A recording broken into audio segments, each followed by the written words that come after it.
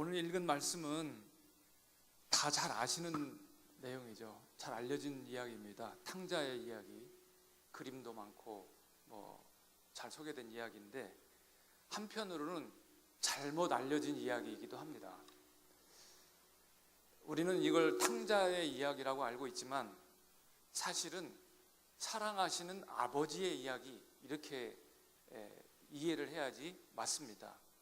그 이유는 오늘 말씀 시작하는 11절에 보면 어떤 사람에게 두 아들이 있는데 이렇게 쓰고 있거든요. 그러니까 주인공은 두 아들을 가진 아버지, 그 사람이 주인공이 되겠습니다. 간단히 본문을 재구성하면 이렇습니다. 한 아버지가 있었습니다. 이 사람은 농사를 짓는 사람이고 분홍입니다. 이 사람에게 아들이 둘 있습니다. 심리학자들에 의하면 대개 큰아들은 착실하고 안정을 추구하는 스타일이고 차남은 모험적이고 실험적이고 도전정신을 가지고 있다고 합니다. 두 아들 중에서 한 아들, 그러니까 되게 작은 아들이 되겠죠. 이 아들이 자기가 장차 받을 유산을 미리 주세요 라고 아버지에게 요구했습니다. 물론 그에게는 나름대로 다 계획이 있었습니다. 그 돈을 가지고 도시로 나가서 사업을 해서 큰 돈을 벌어보겠다 하는 야심찬 계획이죠. 당시 전통에서 볼 때에 작은 아들의 이러한 요구는 아주 불효막심한 것이었습니다. 유산은 아버지가 죽을 때 하는 것인데, 그렇다면 상속이 이루어진다는 것은 이제 아버지와 아들의 인연이 끊어진다는 것을 의미하는 거죠. 다시 말해서 이제 아들은 더 이상 아버지를 볼 일이 없고, 그리고 아버지의 입장에서도 이제 상속이 끝났기 때문에 이 아들하고는 더 이상 만날 일이 없다 라고 하는 것을 의미합니다. 아버지의 마음이야 아프건 말건 어쨌든 아버지는 아들의 요구대로 재산을 나누어 주었고 아들은 그 재산을 가지고 도시로 떠났습니다. 우리 주변에도 이런 사람들이 많이 있습니다. 아버지는 다 생각과 계획을 갖고 계신데 아들은, 자식은 그것도 모르고 제 뜻대로 부모에게 요구를 하고 집을 나가고 가출을 하죠. 부모 가슴에 못을 박는 자식들입니다. 교회도 사실 또 마찬가지예요. 교회 안에 이런 신자 저런 신자 많이 있지만 때로는 동료 교우의 마음을 아프게 하고 또 목사님의 마음도 아프게 하고 목사님 가슴에 못질하고 교회를 떠나가는 사람도 있죠. 집을 나갔으면 잘 되었으면 다행인데 이 아들은 그렇지가 못했습니다. 다시 말해서 이 아들은 실패했습니다. 운까지 따라주지 않아서 흉년이 들었습니다. 상황과 환경이 안 따라준 거죠. 타향에서의 외로움과 사업 실패로 인한 고통 속에서 술로 나날을 보내는 동안 그나마 가지고 있던 모든 돈도 탕진하고 말았습니다. 급기야 돈 한 푼 없는 거지가 되어서 이제 남의 집 돼지를 쳐주고 밥을 얻어먹는 신세가 되었습니다. 옛날 부잣집 아들의 호사는 어디로 가고 이제는 돼지와 함께 먹고 뒹구는 그야말로 인간 이하의 삶을 살게 된 거죠.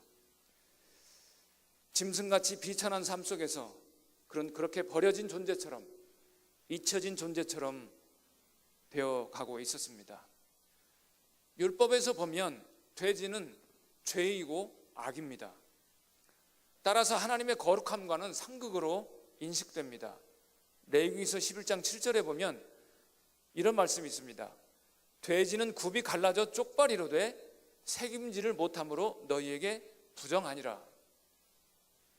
이사야서 66장 17절에 보면 스스로 거룩하게 구별하며 스스로 정결하게 하고 동산에 들어가서 그 가운데에 있는 자를 따라 돼지고기와 가증한 물건과 쥐를 먹는 자가 다 함께 망하리라.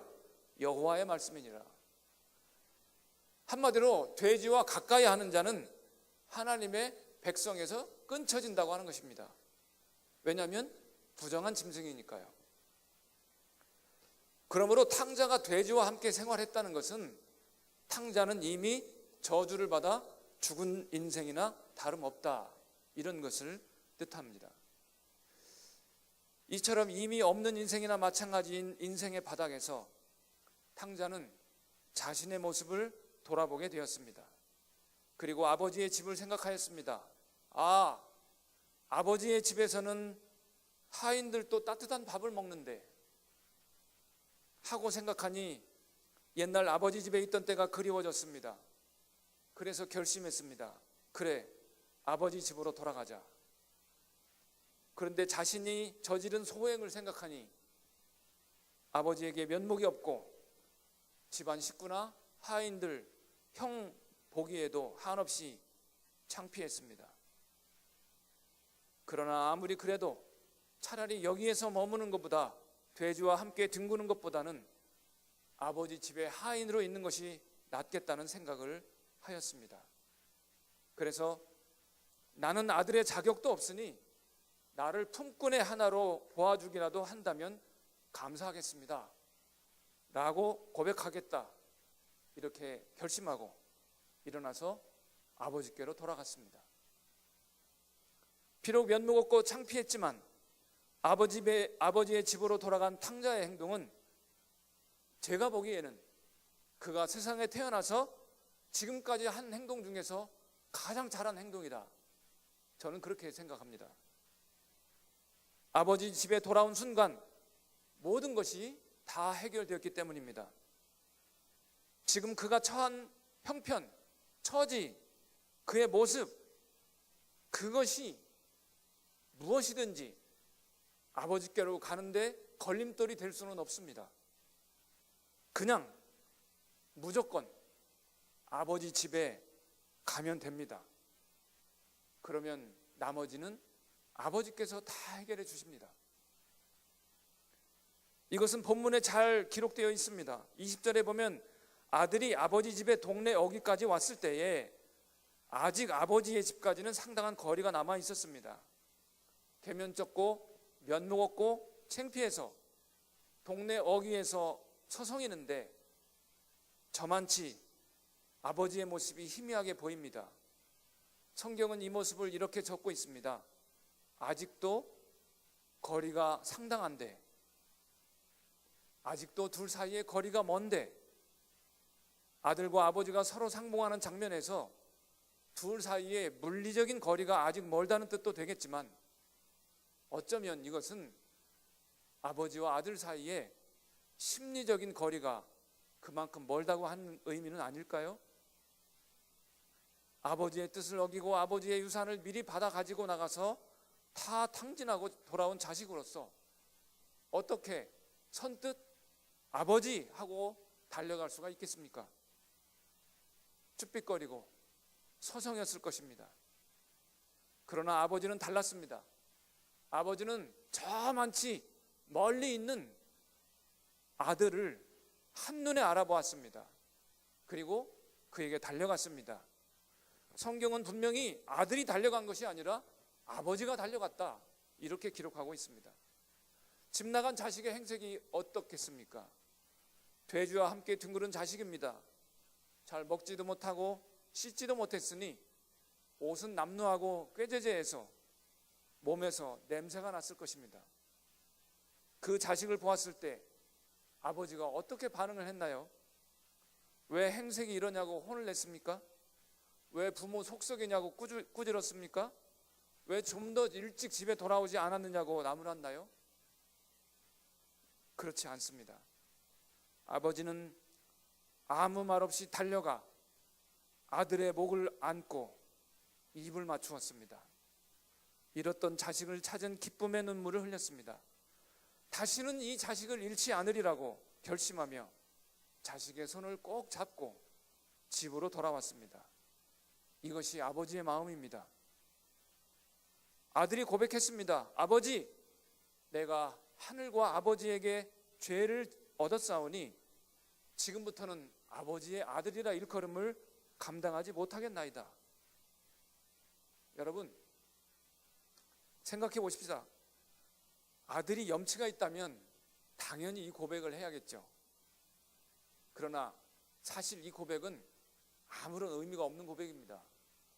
왜요? 아버지는 아들을 보는 순간 이미 모든 것을 다 용서했기 때문입니다. 아버지를 버리고 떠난 아들, 그가 지은 모든 잘못과 죄, 그를 향한 미움과 서운함은 아들을 보는 순간 봄눈 녹듯이 다 녹아버렸습니다.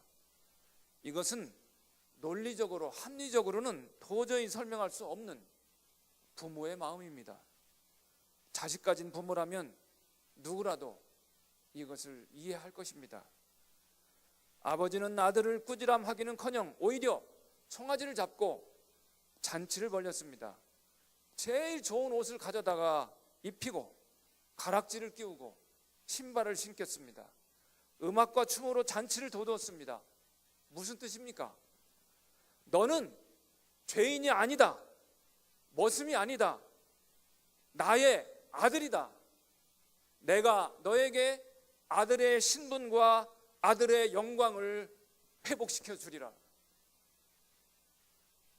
바로 이 뜻입니다. 옛날에 제가 TV를 봤는데 꼭 한번 만나고 싶다라고 하는 프로그램이었습니다. 70대 초반에 한 여인이 나왔는데 젊었을 때 어찌어찌해서 어린 딸을 잃어버렸답니다. 그런데 그 딸을 찾고 싶어서 나왔답니다. 이 여인은 딸을 잃어버린 날 이후로 40년 동안 막노동을 해서 받은 일당 2, 3만 원을, 하루에 일당 2만 원, 3만 원 받은 것을 1,000원짜리 생선 한 마리도 사 먹지 못하고 다 모아서 집도 사고 저축도 했답니다. TV 스튜디오에 나와서 하는 말이, 딸아, 제발 나오기만 해라. 내가 나오기만 하면 내가 집문서도 안겨주고 내가 가진 모든 것을 너에게 다 줄 것이다. 제발 나오기만 하거라. 이렇게 말했습니다. 딸을 만나고 싶은 마음이 그대로 전해지는 말이었습니다. 그러다가 막상 딸이 스튜디오 저쪽에서 나오니까 한 걸음에 달려가서 부둥켜 안고 울면서 하는 말은 딱 한마디였습니다. 내가 미안하다. 내가 미안하다.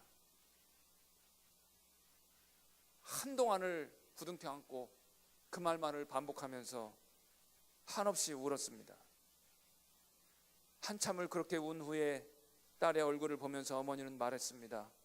나는 너를 잃어버린 날 이후로 한순간도 너를 잊은 적이 없었다.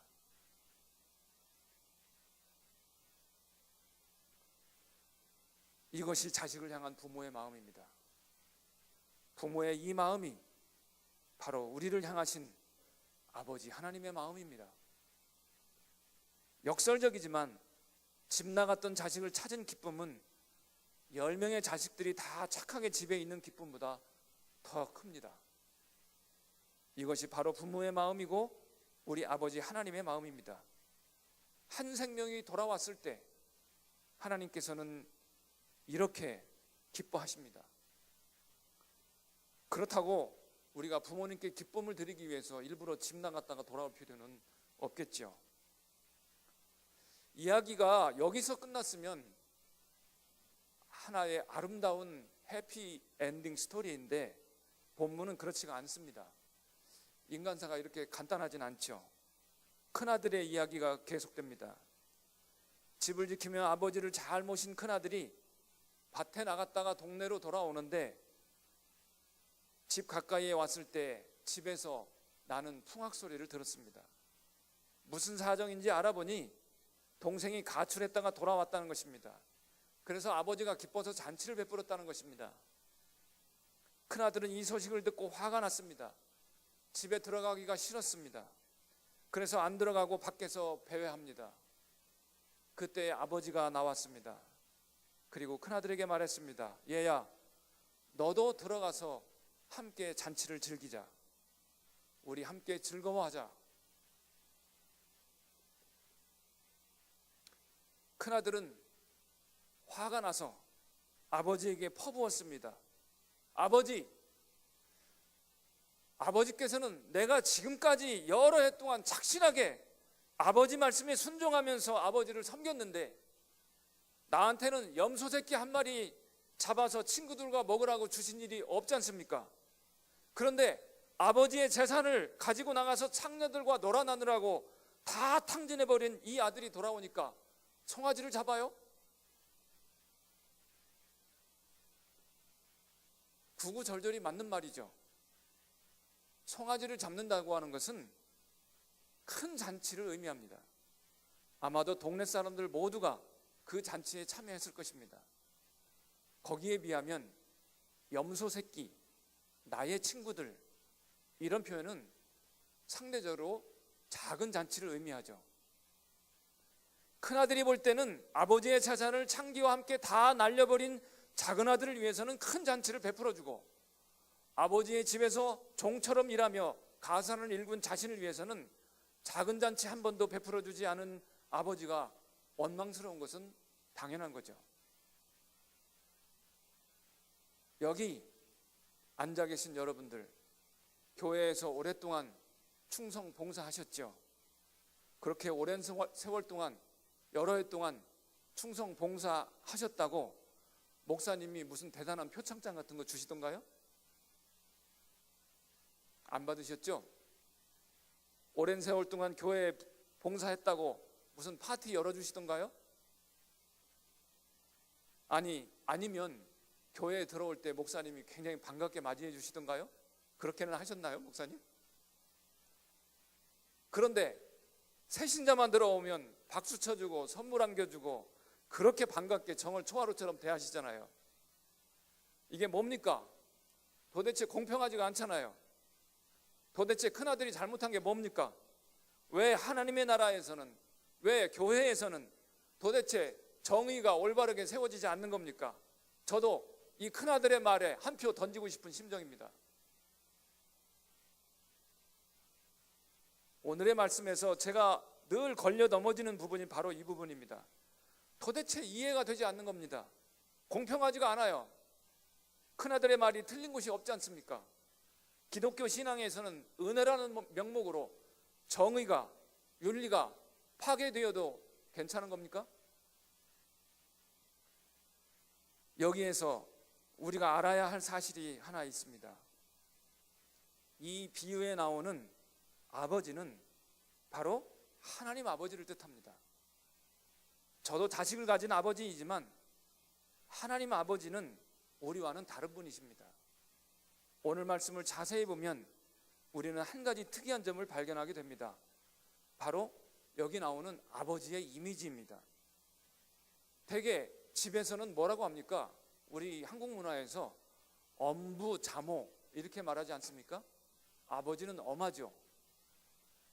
어머니는 자애롭습니다. 대개 아버지는 엄하기 때문에 아들도 대할 때, 자식을 대할 때도 능력으로 대합니다. 평가합니다. 아들에게도 성과와 윤리적인 잣대를 들이댑니다. 그러나 어머니는 어떻습니까? 너그럽습니다. 인자합니다. 아들의 실수를 언제까지나 받아주지요. 그냥 무조건적으로 받아주는 것이 모성입니다. 그런데 오늘 본문에 나오는 아버지의 모습을 잘 보시면 어떻습니까? 아버지의 모습이라기보다는 어머니의 모습에 더 가깝죠. 동네 어귀까지 마중을 나갔습니다. 서성거리며 아들을 기다립니다. 저만치 멀리 서 있는, 아직 얼굴도 알아보기 어려운 저 먼 거리에 있는 아들의 그 모습 윤곽만 보고도 그가 내 아들임을 직감적으로 알아차렸습니다. 여러분, 가끔 제가 이렇게 옛날에 군대 이렇게 유문 공연 가는 프로그램을 본 적이 있는데요. 거기 가면은 이 군인들이 여기 꽉 찼는데 이제 장병의 한 어머니를 모셔오죠. 그래놓고 저 무대 뒤에서 목소리만 이제 들려줍니다. 뭐 아들아 어쩌고 저쩌고 어머니가 얘기하지 않습니까? 그러면 이 사회자가 나와서 이분이 자기 어머니라고 생각하는 사람은 다 나오세요. 그러면 장병들이 수십 명이 다 뛰쳐 올라옵니다. 그러면서 말하죠. 왜 당신 어머니라고 생각합니까? 그러면 배에다 힘을 주고 예, 저희 어머니가 확실합니다. 이렇게 소리를 질러요. 한 번쯤은 보셨을 겁니다. 아들은 자기 어머니를 뚜렷하게 알지 못해도 어머니는 자기 아들을 알아봅니다. 그게 어머니죠. 오늘 본문에 나오는 아버지는 저 멀리 있는 아들을 보고 자기의 아들을 직감하고 먼저 달려갔습니다. 아들의 목을 안고 입을 맞추었습니다. 이 모든 모습은 아버지의 모습이라기보다는 어머니의 모습에 가깝죠. 무엇을 말합니까?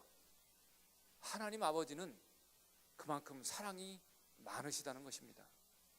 마치 어머니의 품처럼 하나님 아버지의 품은 넓고 따뜻하고 포근합니다. 이런 하나님의 마음과 사랑의 크기를 우리 인간들은 짐작조차 할 수 없습니다. 하나님의 생각은 우리의 생각을 초월하시기 때문입니다. 이 세상 아버지들, 이 세상 아들들은 사람을 상대적으로 평가하죠. 누가 옳으냐, 누가 그르냐, 윤리를 따지고 공평을 따집니다. 여기에 나오는 큰아들은 바로 그런 모습입니다. 그러나 하나님은 이런 도토리 키재기식의 사고방식을 초월하십니다. 하나님의 방식은 윤리를 뛰어넘는 자비의 방식입니다. 공평을 초월하는 사랑의 방식입니다. 예수님께서 탕자의 비유를 말씀해 주신 이유가 바로 이것입니다. 1절, 2절에 보면 바리새인과 서기관들이 예수님을 보고 수군거렸죠. 무엇 때문입니까? 예수께서 죄인들을 영접하고 그들과 함께 먹는다. 그것이 바로 이유입니다. 왜 이것이 문제가 됩니까? 바로 율법을 어겼기 때문이죠. 율법에 의하면 더러운 사람과 접촉하면 그 사람도 더러워집니다. 그러니까 정결을 유지하기 위해서는 부정한 사람들, 부정한 물건들과 접촉하면 안 되죠. 왜 그래야 됩니까? 하나님이 거룩하시기 때문에 나도 거룩해야 하고, 내 거룩을 유지하기 위해서는 부정한 것들, 부정한 사람들과 거리를 두어야 되는 거예요. 바리새인과 서기관들은 이런 율법을 너무나도 잘 지키는 사람들입니다. 하나님께 충성하기 위해서 율법을 열심히 지키는 사람들이죠. 그처럼 율법을 잘 지키는 사람들, 율법에 목을 매는 사람들이 볼 때에, 예수님을 볼 때에 얼마나 불편하겠습니까? 예수님은 죄인들과 같이 앉아서 먹고 마신다 이거예요. 자기들 눈으로 볼 때는 이 양반은 하나님과는 거리가 먼 양반이라는 겁니다. 그래서 비판하는 거죠. 그러나 여러분, 이 사람들은 하나님의 참뜻을 오해하고 있는 것입니다. 하나님의 참뜻은 뭡니까? 율법을 잘 지키는 것보다, 정결례를 잘 지키는 것보다 생명을 살리는 것, 죄인을 구원하는 것, 바로 이것이 하나님의 뜻입니다.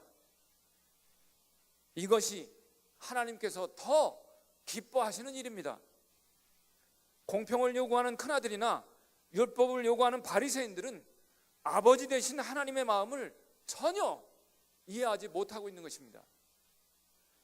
큰아들을 화나게 한 것, 아마 큰아들을 꼭지가 돌게 한 것은 뭘까요? 바로 집에서 베푸는 잔치였을 겁니다. 음악, 춤, 파티. 그는 동생이 아버지의 재산을 탕진하고 돌아왔을 때 아버지가 파티를 연 것에 분노하였습니다. 그래요, 집 나갔던 자식을 돌아오게 하십시오. 그렇지만 왜 음악과 춤과 파티까지 열어줘야 하는 겁니까? 그 자식이 배고프다고 하면 그냥 빵과 물만 주면 되지 왜 송아지를 잡습니까? 새 신발은 무슨 새 신발입니까? 무릎을 꿇리고 대문에서부터 엉금엉금 기어오게 해야지. 새 옷은 무슨 새 옷입니까? 삼배 옷을 입히고 죄를 뒤집어 씌워서 받아들여야죠. 가락지는 무슨 가락지입니까? 회개의 눈물을 따끔하게 흘리게 하고 집안에 들여도 시원치 않은데. 바로 이런 거죠. 그러나 여러분, 그래서 우리는 하나님의 생각을 다 헤아릴 수 없는 것입니다. 그분의 자비와 사랑은 너무도 크시기 때문에 우리는 그 크기를 짐작도 할 수 없습니다. 한번 생각해 봅시다. 아버지가 파티를 열어주었다고 해서 이 둘째 아들이 회개를 하지 않고 내가 잘해서 파티를 열어주는구나 이렇게 생각할까요?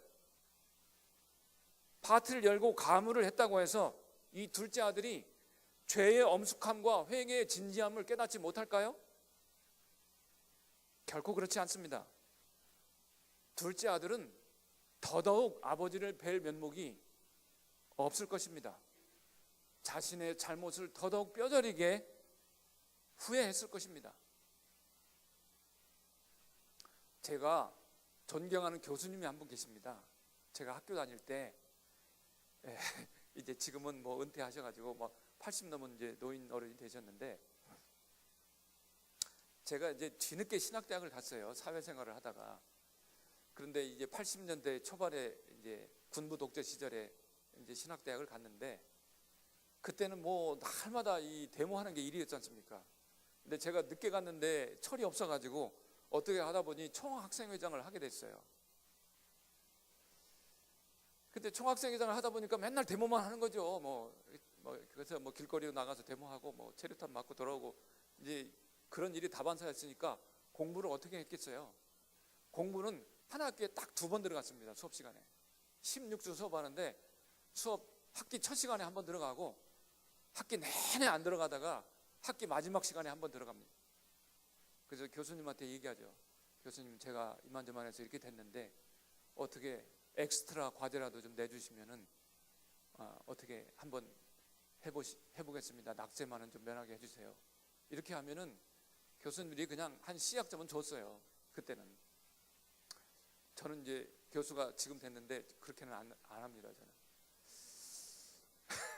그런데 한 교수님이 그때는 어떻게 했냐면, 방학할 때 이제 우리 방학하고 나서 뭐 일정한 기간 내에 이제 학점을 부여하셔야 되는데 인컴플리트라는 학점이 있었어요. 그 뭐냐면 학점 보류죠. 그래서 이제 6월 중순에 방학을 하면은 한 7월 중순이나 뭐 7월 하순까지 이제 교수님이 성적을 주면 돼요. 그리고 그 동안에 이 학생한테 어떤 걸 요구합니다. 근데 그 교수님이, 제가 존경하는 교수님이 계신데, 이분이 저에게 인컴플리트를 주셨어요. 저하고 제가 총학생회장을 했는데 총무를 한 제 친구하고 2명한테 인컴플리트를 주시면서 말씀하셨어요. 지금부터 한 달 후에 제 시험을 볼 테니 그때 잘 봐라. 근데 그 과목이 뭐냐면 히브리어라는 과목이었어요. 히브리어는 뭐 여러분들 보셨는지 모르겠지만 이게 글자가 꼬부랑거리고 뭐 파리똥처럼 이 점이 있고 뭐 이거는 그냥 우리 뭐 이게 신학, 이론 신학 이런 거면 그냥 우리가 가진 썰 풀어가지고 대충 점수를 시험지를 채우면 되는데, 그거는 뭐 글자 모양을 뭐 알아야지 되고 단어를 외워야 되고 뭐 문법을 알아야 되기 때문에 이거는 벼락 공부해가지고 될 성질이 아니에요. 한 달 동안 축사사자 공부를 해야 됩니다. 그런데 저는 열심히 공부를 했어요. 근데 이 제 친구, 이 총무하는 친구 지금 일산에서 목회 잘합니다. 근데 이 친구가 공부를 안 하고 놀아요. 시험 날짜는 다가오는데 너 어떻게 하려고 그래? 아니야, 나는 뭐 생각이 있어. 그러더니 여러분, 시험 보는 날 당일이 됐는데 강의실이 이보다 조금 작습니다. 근데 그 친구하고 저하고 딱 둘이 시험을 보는 거예요. 그러면 둘이 어떻게 앉아야 되겠습니까? 이렇게 좀 떨어져 앉아야 되지 않겠어요? 그런데 그 친구가 바로 내 뒤에를 앉는 거예요. 교실의 한가운데 제가 앉았는데 바로 제 뒤에 앉아요. 그래서 너 어떻게 하려고 그래? 너 똑바로 해. 너만 졸업하면 의리 없는 놈이야. 보여달라 이거예요. 시험 보는데 뒤에서 쿡쿡 찔러요. 야, 죽겠구만요. 어떻게 해야 됩니까? 여러분들 같으면 할 수 없이 시험지를 이렇게 빼가지고 이렇게 옆으로 이렇게 내려가지고 이렇게 보여줬어요. 그런데 감독을 하시는 교수님께서, 그 교수님인데 이분이 말이죠, 저 창가에 가셔가지고 창가에 서셔서 이렇게 팔짱을 끼시고 이렇게 허밍을, 노래를 부르시는, 찬송을 한가운데 둘이 딱 앉아가지고 둘이 지금 뭐 별짓 다 하고 있는데 이 교수님은 모른 척 하시는 거예요. 그렇게 해서 하여간 시험지를 냈어요. 그래서 둘 다 합격을 했습니다. 근데 제가 그 다음부터 그 교수님 볼 면목이 없어요. 교수님 앞에만 가면 고개가 숙여져요. 눈을 똑바로 못 보겠습니다.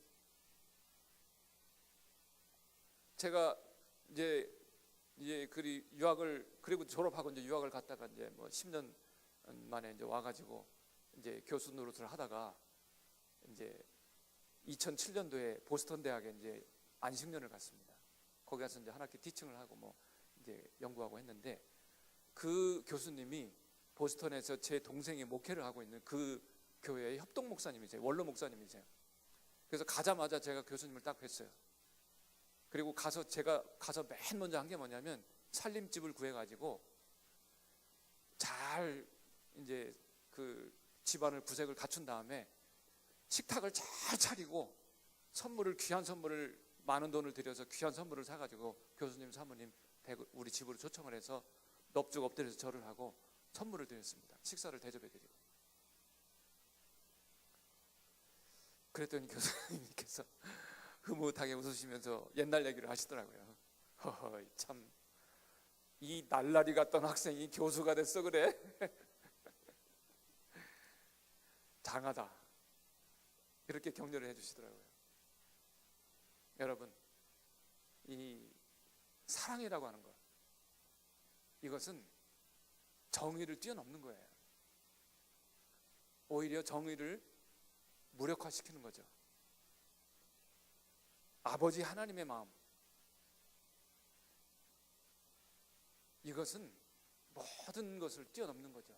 정의와 윤리와 공평과 뭐 평등, 이걸로는 감당을 할 수 없는 거죠. 이것이 바로 하나님께서 우리를 사랑하시는 방식입니다. 하나님께서는 우리 모두를 사랑하십니다. 우리 모두가 당신께로 돌아오기를 기다리고 계십니다. 우리는 늘 이렇게 생각합니다. 저 아무개는 게으르고 무능한 사람이야. 저 사람보다 내가 더 성실하고 내가 더 하나님의 뜻대로 살려고 노력을 해. 그러니까 내가 저 사람보다 더 잘 돼야 돼. 하나님은 저 사람보다 나를 더 사랑하셔야 해. 저 아무개는 약삭 빠르고 자기 이속만 챙기는 사람이야. 그러니까 하나님은 저 사람 사랑하시지 말고 나를 사랑하셔야 돼. 그런데 종종 저 사람이 나보다 더 잘 되면 배가 아파요. 심기가 불편해집니다. 내가 보기엔 분명히 저놈은 나쁜 놈이고 내가 착한 사람인데 왜 하나님은 쟤를 축복하시는 걸까? 나를 축복하셔야 되는데. 저 사람보다 내가 더 착한 신자인데, 저 사람보다 내가 더 교회 봉사 많이 하는데. 그러나 아버지의 뜻은 무엇입니까? 아버지의 뜻은 두 형제가 같이 잘 사는 거예요. 잘난 자식이건 못난 자식이건, 좀 더 착실한 자식이건 좀 덜 착실한 자식이든 모두 함께 잘 사는 것, 이것이 우리 하나님 아버지의 마음입니다. 오늘 본문에도 보면 아버지가 작은 아들만 사랑하신 게 아니에요. 작은 아들을 위해서 동구 밖까지 나가셨죠. 그러나 큰 아들을 위해서도 집 밖까지 나오셨어요. 작은 아들에게만 관대하신 것이 아니라 큰 아들에게도 관대하셨습니다. 어떤 크리스찬은 늘 성실하게 교회에 다닙니다. 교회에서 수십 년 한결같이 봉사합니다. 그러나 아무도 그 사람을 위해서 파티를 열어주지는 않죠. 문제는 대개 이런 사람들에게 자기 교만이 있다는 것입니다. 자기는 의롭고 착한 신자라고 생각합니다. 그래서 새 신자가 들어와도 별로 달가워하지 않아요.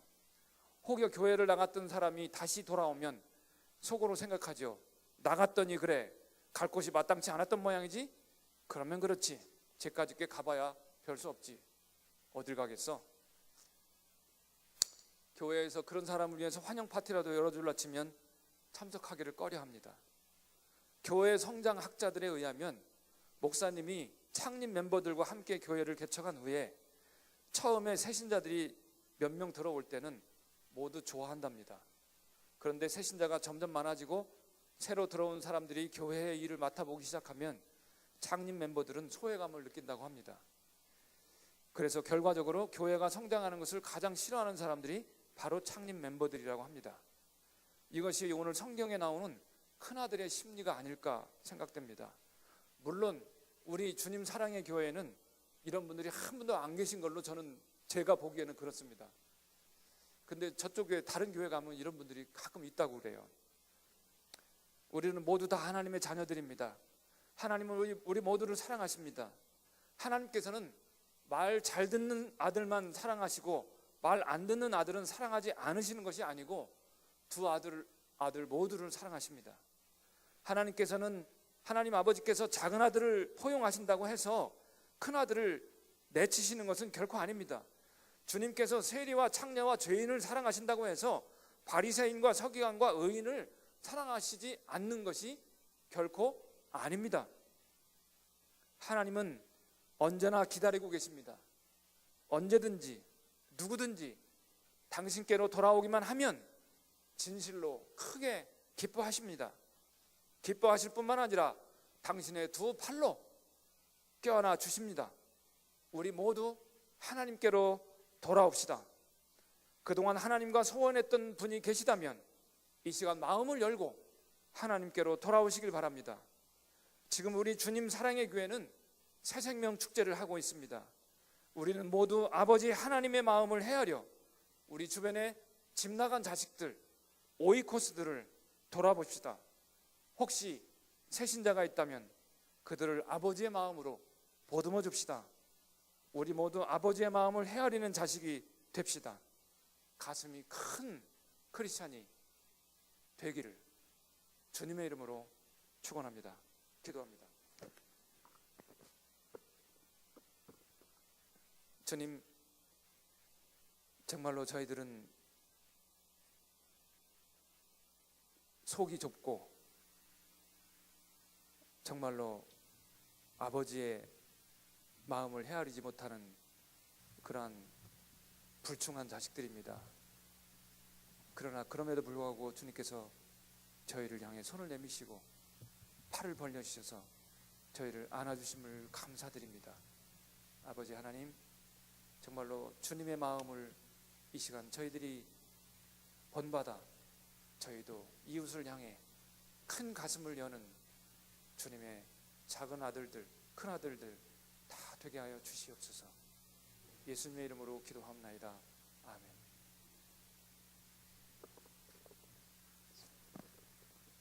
할렐루야. 오늘 귀한 말씀 주신 우리 교수님께 감사의 박수를 하겠습니다.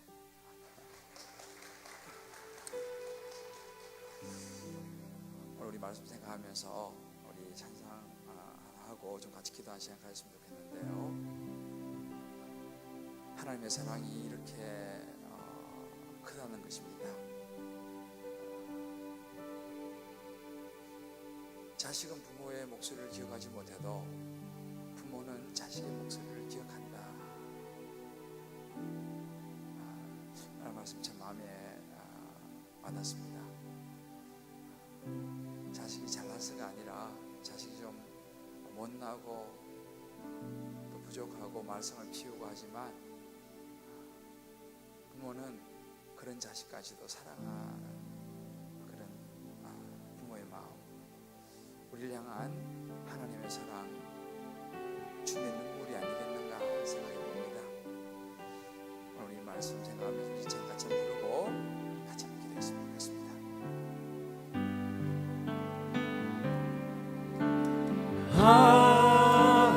하나님의 사랑, 주님의 눈물, 온 세상이 하여 잃어버린 영혼 찾아 오신 주님, 지금도 우리를 사랑해. 2000년 전 하늘 보좌 버리고 이 땅에 오신 주, 하나님 어린 양 되사 생명 주며 이를 증거하라 하시네. 나는 믿네 거저받은 귀한 사랑, 그 누가 대신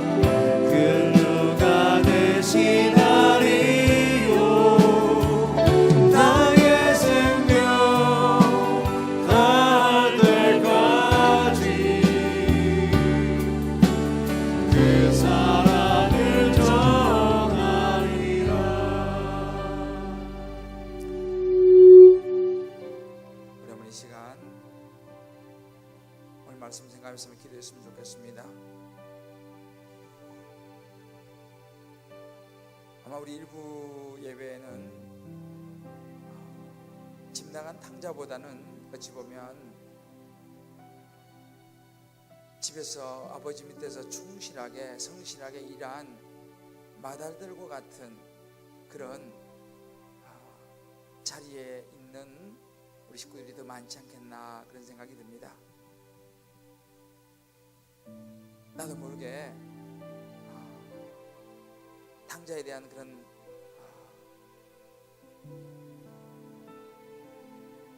마음들, 어찌 보면 세월이 지나가면서 하나님께서 찾으시는 영혼에 대한 갈망이 줄어들고 있는지도 모릅니다.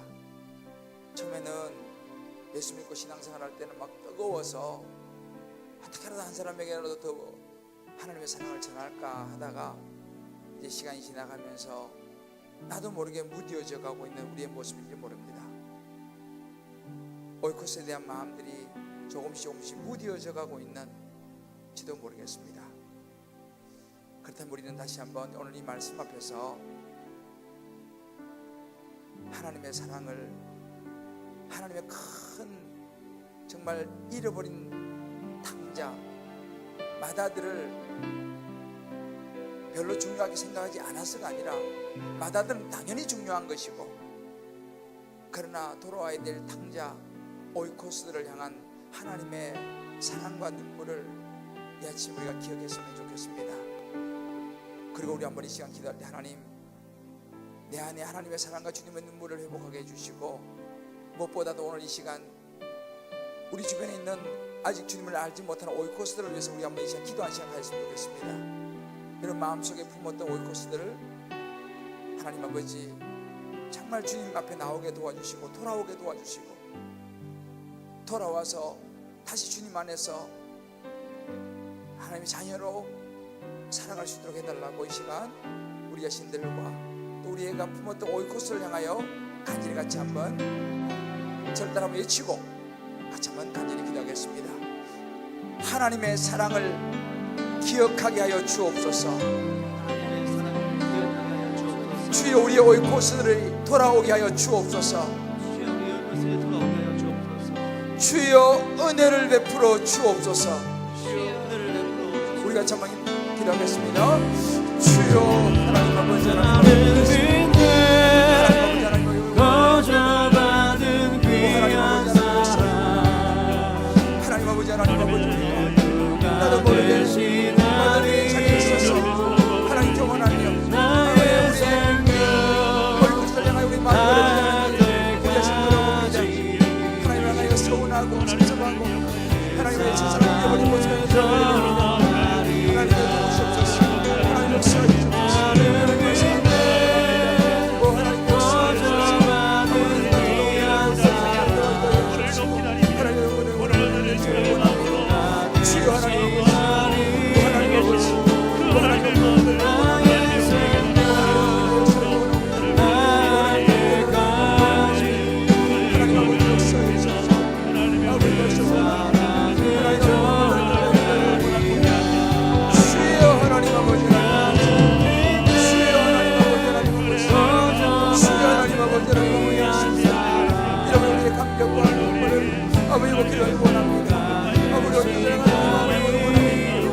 사랑을 주여 다시 한번 원합니다. 주여 하나님 아버지, 하나님 아버지, 하나님 아버지, 원합니다. 아버지 아버지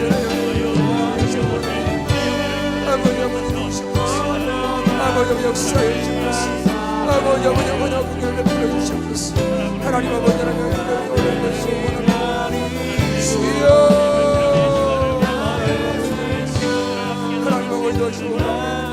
아버지 은혜를 원합니다. 주여 역사해 주옵소서. 하나님의 은혜를 원합니다. 하나님 역사해 주옵소서. 나는 믿다. 거저받은 귀한 사랑, 하나님 그렇습니다. 하나님 아버지 그렇습니다. 하나님 아버지 역사.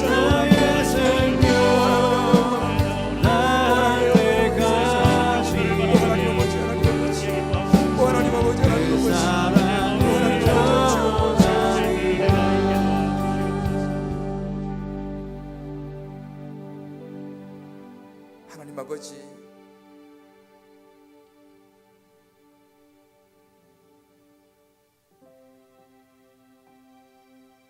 오늘 이 시간 말씀 가운데 서서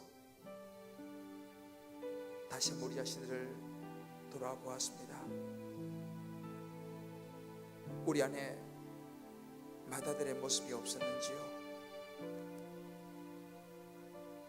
나만 사랑받고 나만 구원받고 나만 그저 하나님의 축복을 받으면 됐다고 생각하는 마다들의 모습이, 그런 마음이 우리 안에 없었는지를 돌아봅니다.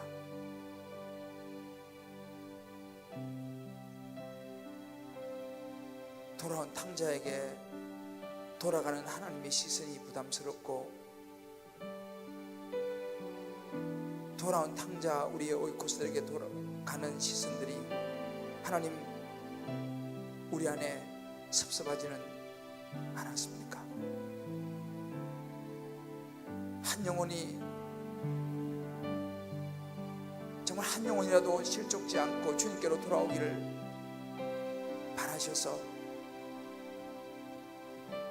그렇게 애타게 기다리고 계시는 하나님의 아버지의 마음이 하나 우리 가운데 새겨지게 하여 주옵소서. 비록 내가 하나님에게서 떨어질지라도 우리의 동족을 구원해 달라고 하나님 앞에 부르짖는 바울처럼 이스라엘 백성을 위하여 목숨을 걸고 기도하는 모세처럼 하나님, 우리도 아직 주님을 알지 못하는 오이코스들을 향하여 눈물로 기도하는 종들이 되게 하여 주옵소서. 하나님 아버지, 한 영혼이 돌아오는 것을 기뻐하며 우리의 남은 삶이 하나님을 알지 못하고 죽어가는 영혼들 향하여 더 간절한 마음이 되며 우리의 모든 것을 그 한 영혼을 주님께로 인도하게 하여 시간과 마음과 정성과 물질과 우리의 모든 삶을 드릴 수 있는 귀한 종들이 되게 하여 주옵소서. 나 자신만을 위하여 살아가는 이기적인 그리스도인이 아니라 아버지의 마음을 알아 아버지의 마음을 시원케 해드릴 수 있는 우리의 삶이 되게 하여 주시옵소서. 오늘 아버지 이 말씀 앞에 결단하는 우리 모든 심령들을 기억하여 주시고 하나님의 은혜가, 하나님의 사랑이 한 분 한 분 위에 부어지게 역사하여 주시옵소서. 감사하며 예수님의 이름으로 기도드립니다. 아멘. 우리 시간 예수 사랑하심은 거룩하신 말일세, 우리 찬송가 몇 장인지 우리 그 찬양 같이 한번 하겠는데요. 예수 사랑하심을 자막 좀 준비해 주시고 우리 다 자리에서 한번 일어나시면서 우리 옆에 분하고 이렇게 한번 우리 축복했으면 좋겠습니다. 아버지의 마음을 알아 아버지의 뜻대로 우리 살아갑시다. 여러분들, 이제 우리가 뭐 매주 이제 따뜻한 동행을 합니다만 이제 오늘 2부, 3부, 4부 그리고 이제 다음 주까지 이제 따뜻한 동행 이 포맷으로 우리가 가고 이제 그 다음 주가 지나면 원래 우리 이제 포맷으로 돌아가는데요. 아마 여러분들이 품었던 오이코스들 다 있으시죠? 아직까지는 시간이 남아 있습니다. 그래서 오늘 집에 가셔서 연락하셔서 오이코스들을 한 번이라도 정말 말씀을 들을 수 있도록 초청하시면 좋겠고요. 아버지의 마음으로 정말 우리를 사랑하여서 십자가에 죽으시고 부활하신 그 아버지의 마음을 알아서 정말 우리 주변에 아직도 예수를 알지 못하는 분들 꼭 초청하는 그런 시간들 되었으면 좋겠습니다. 어젯밤에도 한 분이 오이코스를 데리고 왔어요. 밤 한 9시 돼가지고 그 저하고 이분은 굉장한 분이에요. 20년 동안은 자기가 불공을 드려야 된대요. 20년 후에 교회에 와야 한다는 사람이래요. 물어보니까 왜 그러냐 물으니까 부처님하고 약속했대요. 20년 동안은 불공을 드리기로.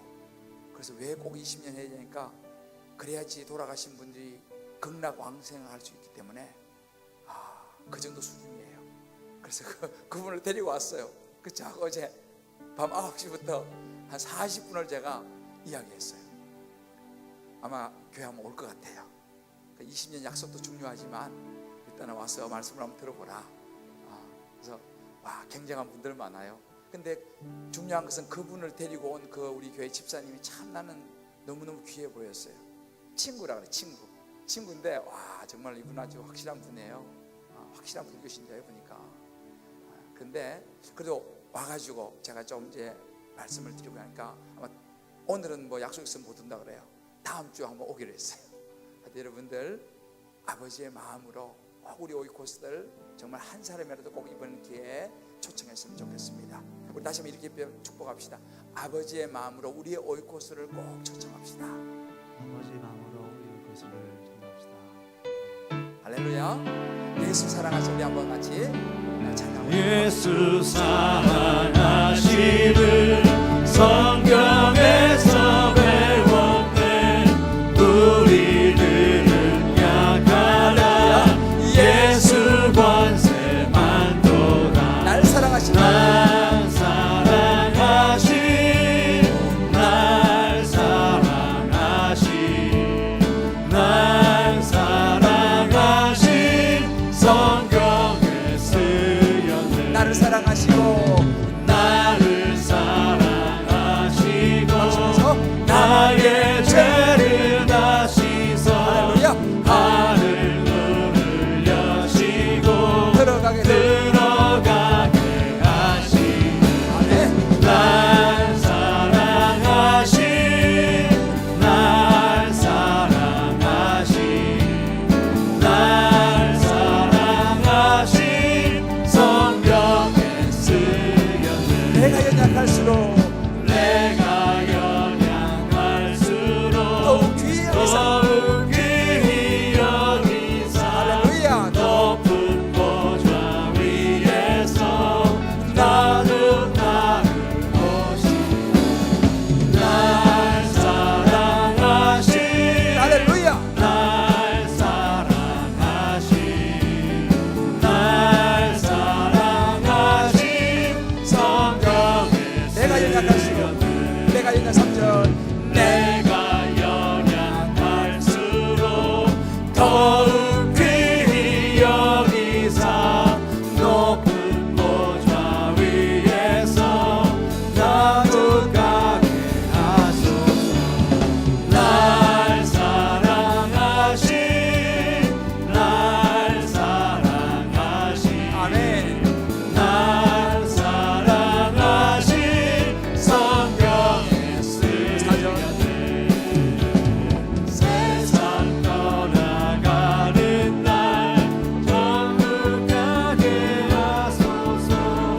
세상 떠나가는 날 천국 가게 하소서. 아멘. 날 사랑하신 날 사랑하신 날 사랑하신 성경에 쓰였네. 우리를 거듭나게 하시는 예수 그리스도의 은혜와 우리를 성결하게 하시는 하나님 아버지의 극진하신 사랑하심과 우리에게 신유의 은총을 베푸시는 성령님의 감화감동해 주시는 은총이 주님 다시 오시는 그날까지 이 자리에 모인 저희 모두에게 이제와 영원히 함께 하시기를 간절히 축원하옵나이다. 아멘.